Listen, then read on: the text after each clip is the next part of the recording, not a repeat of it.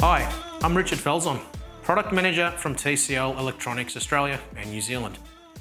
Today I'm going to show you how to download and install the Kayo app on your TCL Android TV.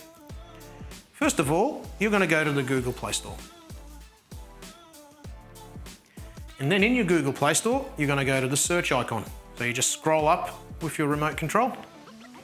And in here, we just simply type Kayo. And as you can see, Kayo Sports has appeared.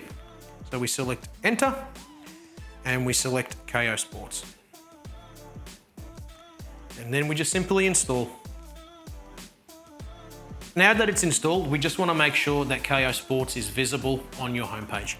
So we're just going to go back to the homepage. So by hitting the back arrow on the remote control. Then we're going to go to this plus icon, which is your Add Apps to Favorite icon. And there you can see Kayo Sports is down there. So just scroll down to Kayo Sports, push OK.